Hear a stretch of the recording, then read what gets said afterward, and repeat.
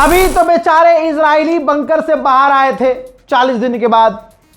अभी तो इजराइल में थोड़ा ये हुआ था कि चलो भाई अब खुले में सांस ले सकते हैं कि उधर से हिजबुल्लाह के रॉकेट पहुंचने लगे। लगभग 400 लोगों के नरसंहार के बाद कौन चुप रहेगा भाई। हिजबुल्लाह ने जवाबी कार्रवाई की और रात को मिसाइलें दागना शुरू की। पूरे इजराइल में सायरन बजना शुरू हुआ। हालांकि वो ईरान की मिसाइलों की बात अलग होती है, उसका जलवा अलग है। ये वो मिसाइल है, ये रॉकेट है। तो रॉकेटों को रोकने में कामयाब लगभग हुआ है इजराइल। देखिए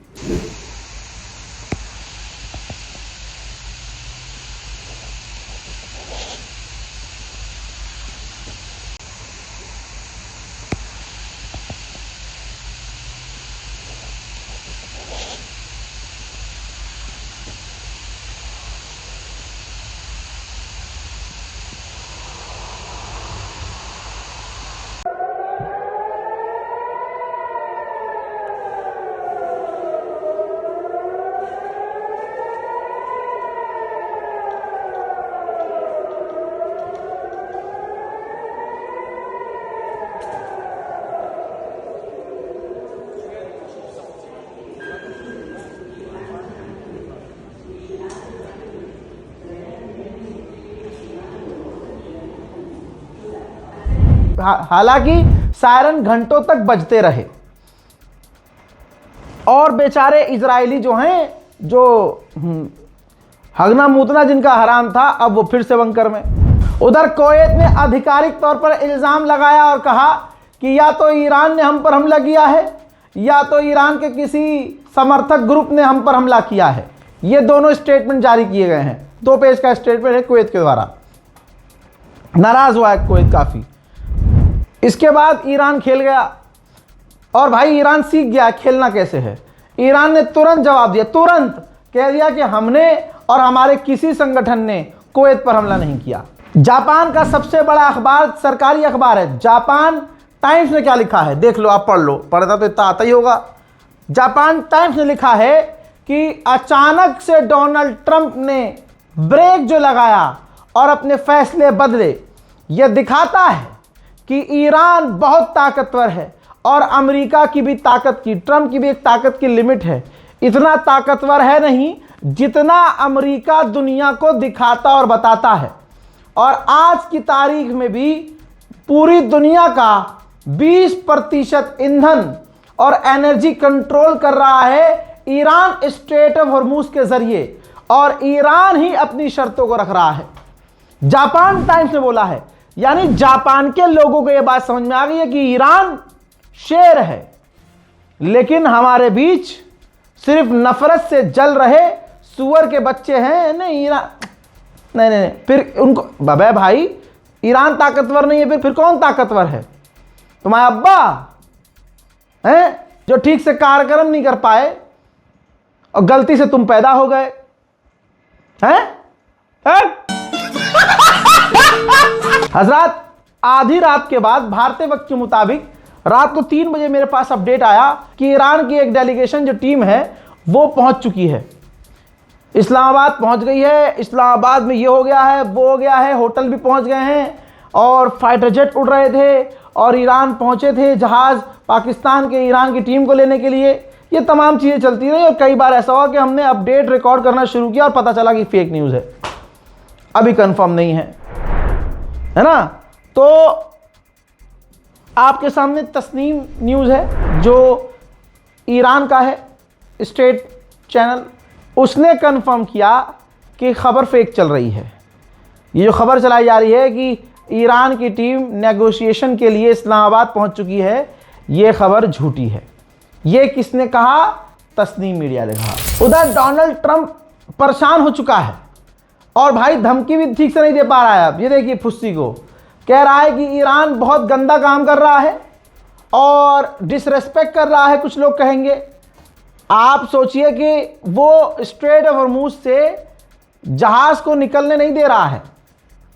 that is not agreement we have, हमारा ये कोई एग्रीमेंट नहीं था, इस तरह की बात नहीं थी। बहरहाल आप देख सकते हैं डोनाल्ड ट्रंप एक जगह जहां कह रहा था कि ईरान की सिविलाइजेशन को मिटा देंगे। अब वो कह रहा है स्ट्रेट ऑफ हॉर्मुज़ खोल दो ना, खोल दो।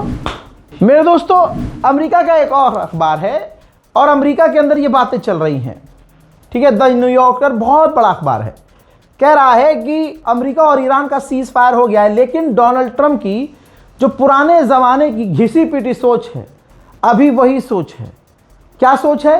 कि मैं कुछ भी कर लूँगा, मैं कुछ भी कर सकता हूँ, मैं पावरफुल हूँ, मेरे मन में जो आएगा मैं कर सकता हूँ। भाई पाकिस्तान के डिफेंस मिनिस्टर ने जिगरा दिखाया, भाई मान गया मैं उनको। उन्होंने इजराइल को खरी खोटी सुनाई और कहा, पिछला बयान याद होगा, पाकिस्तान ने बहुत कुछ कहा। पाकिस्तान के विदेश मंत्री ने कहा कि पूरे इलाके में आतंक मचाने वाला इजराइल है, नरसंहार करने वाला इजराइल है, कैंसर है इलाके के लिए। ये बहुत भड़के पाकिस्तान के डिफेंस मिनिस्टर, यहां तक कह दिया कि खतरा है ये इलाके के लिए, ये सीज फायर खराब कर रहा है। जहां हम सीज फायर में बात कर रहे हैं, ये नरसंहार कर रहा है। अब दोस्तों, पाकिस्तान के इस बयान पर प्रधानमंत्री का दफ्तर, प्राइम मिनिस्टर ऑफ इजराइल, भाई रिएक्शन देता है तुरंत। कहता है पाकिस्तान के डिफेंस मिनिस्टर ने जो इजराइल के लिए गंदी और घटिया तरीन बातें कही हैं, वो ऐसा स्टेटमेंट है कि हम किसी भी गवर्नमेंट से कबूल नहीं कर सकते, किसी भी गवर्नमेंट की ऐसी बातें एक्सेप्ट नहीं कर सकते, स्पेशली वो जो क्लेम करता है कि हम न्यूट्रल हैं और हम शांति चाहते हैं। जरा नोट कीजिएगा, मैं ये पहली बार देख रहा हूं कि इतने खतरनाक बयान के बाद जहां इजराइल चढ़ जाता है, इजराइल पाकिस्तान पर भड़का ही नहीं। नॉर्मल है, न धमकी दी न कुछ किया। क्या हो गया भाई इजराइल? अब तुम्हें खौफ पाकिस्तान से भी आ रहा है क्या? पाकिस्तान से भी डर रहे हो क्या? हैं, कुछ पाकिस्तान ने दबा दिया तुम्हारा? खेल कर दिया पाकिस्तान ने। एक और बड़ा अपडेट दूं, दिल खुश हो जाएगा आपका। जो नेटो का चीफ है वो अमेरिका पहुंचा था मिलने के लिए डोनाल्ड ट्रंप से, और डोनाल्ड ट्रंप इतना भड़का, इतना भड़का, इतना भड़का, अजी इतना भड़का कि रिपोर्ट कह रही है वो चीख रहा था, पागल कुत्ते की तरह चीख रहा था, चिल्ला रहा था। और इतनी बात खराब हो गई कि डोनाल्ड ट्रंप ने यह कह दिया नेटो के चीफ से कि मैं तुम्हारे खिलाफ एक्शन लूंगा। फिर बाहर मीटिंग खत्म जब हुई, बाहर आया आदमी, जब पूरी मीटिंग खत्म हो गई तो ये ऐलान किया गया, हर अखबार ने बताया कि मीटिंग काफी खराब रही, इससे बेहतर तो मीटिंग ना ही होती। मेरे दोस्तों, ईरान के पार्लियामेंट स्पीकर, भाई साहब दिल जीत लिया इस आदमी ने। भाई जहां अमेरिका इजराइल धमकी देते थे, वहां धमकी अब गलीबाब दे रहे हैं। रीट्वीट किया है अपने उन शर्तों को और कहा कि टाइम इज रनिंग आउट। और इससे पहले कह चुका है ईरान कि अगर डील नहीं मानी जाती है, हमारी शर्तें नहीं मानी जाती है, तो बेहतर जंग होगी। हजरात, उधर यूएई के अमीर ने क्या कहा है? कहा यूनिटी दिखाने के लिए अपने घर की छत पर यूएई का झंडा लहराओ। और मेरा दोस्त कालिया अनस भाई, वो तो उसमें रहता है, फ्लैट में, अपार्टमेंट में, फिर उसके बाद छत ही नहीं है। अरे बादशाह साहब, मेरे दोस्त को ही दिलवा दो। पहले आप एक काम करो, जो भी वहाँ इंडियन रहते हैं उन तमाम लोगों को, भारतीयों को, चाहे वो हिंदू हो मुस्लिम हो, आप उन्हें बढ़िया बढ़िया मतलब पूरा एक विला दिलवाइए। मैं पूरे भारत के मुसलमान, हिंदू, सिख, ईसाई जो भी यूएई में रहते हैं मांग करता हूँ, आपके पास तो बहुत पैसा है, दिल भी बहुत बड़ा है आपका, सिर्फ दिल ही बड़ा है और तो छोटा छोटा है। तो आप एक काम कीजिए, तमाम भारतीयों को एक एक विला दिलवाइए। मैं कसम खा के कहता हूं, मेरे प्यारे भारतीय इतने बढ़िया लोग हैं कि झंडा क्या लहराएंगे भाई, आपकी फोटो भी लगाएंगे विला की एंट्री पर, और खूब बड़ा सा झंडा लगा के रखेंगे यूएई का, जब तक यूएई में रहेंगे। हजरत यूनिटी दिखा भाई, तुम्हारे यहां यूनिटी टूटी कब? सवाल यह है, तुम्हारे अपने लोग और जो तुम्हारे यहां गए हुए हैं बिजनेस करने के लिए, वो तुम्हारे खिलाफ हुए कब? मतलब कुछ भी। अरे यार, मोदी जी की वीडियो देख ली क्या, ढोल पीटने वाली? अरे बर्तन बजवाते हैं ना मोदी जी, ये काम सिर्फ मोदी जी कर सकते हैं, तुम्हारी औकात नहीं है। कि जो काम हमारा प्रधानमंत्री करवाए वो तुम कॉपी करो। जूता लाओ रे। अब इंटरनेशनल मीडिया रिपोर्ट्स आ रही हैं, एक दो नहीं, अब ज्यादातर मीडिया खुलकर पूरी कहानी बता रहे हैं कि 2 दिन पहले जो डील हुई, सीज फायर हुआ, उसमें डोनाल्ड ट्रंप की हालत इतनी खराब थी, इतना उतावला था डोनाल्ड ट्रंप कि उसने ईरान की तमाम शर्त मानी और शर्त में क्लियर ईरान ने मेंशन किया था कि लेबनान में भी सीज फायर होगा। डोनाल्ड ट्रंप राजी हो गया था।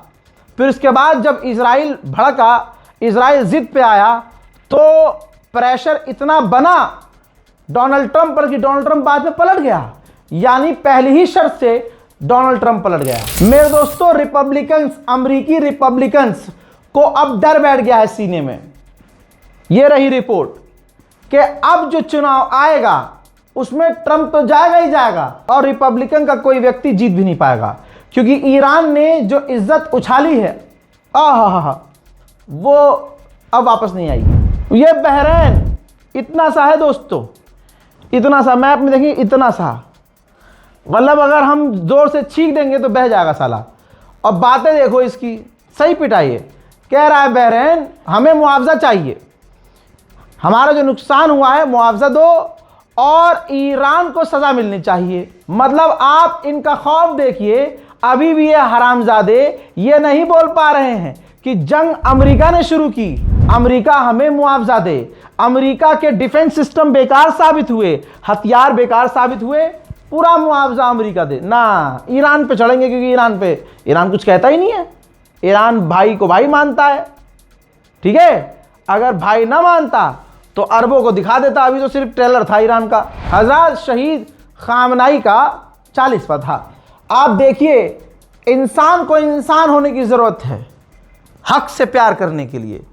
जो चर्च है, चर्च ईसाइयों का चर्च तेहरान में, उसके अंदर जनाब खामनाई के जो है 40वें पर प्रोग्राम रखा गया।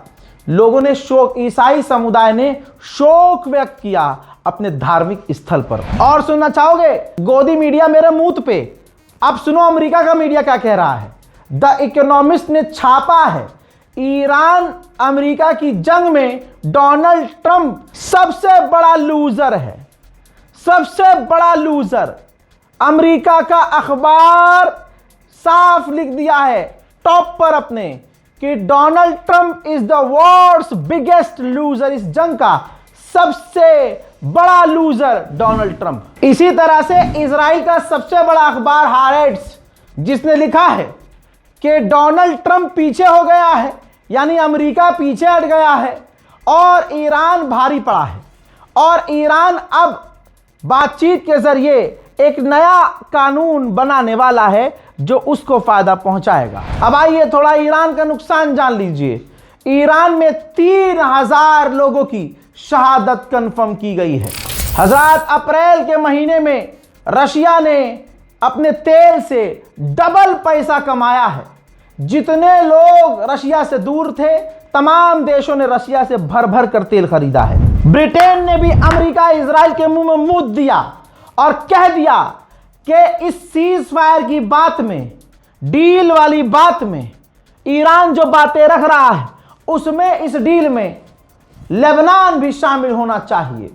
इजराइल जो लेबनान पर खतरनाक हमले कर रहा है, यह सरासर गलत है। उधर कनाडा ने भी झटका दिया इजराइल को और अमेरिका को, कहा कि यह जो लेबनान पर बड़े हमले कर रहा है, लेबनान पर इजराइल जो लगातार खौफनाक हमले कर रहा है, हम इसकी निंदा करते हैं। मोहतरम हज़रात, पूरी दुनिया में ऐलान हो चुका है और ऐलान ये किसी ने नहीं किया है, सबको दिख रहा है, सबको पता चल चुका है, सबने ये जंग अपनी आंखों से देखी है, सबको पता है कि अमेरिका बुरी तरह से हारा है।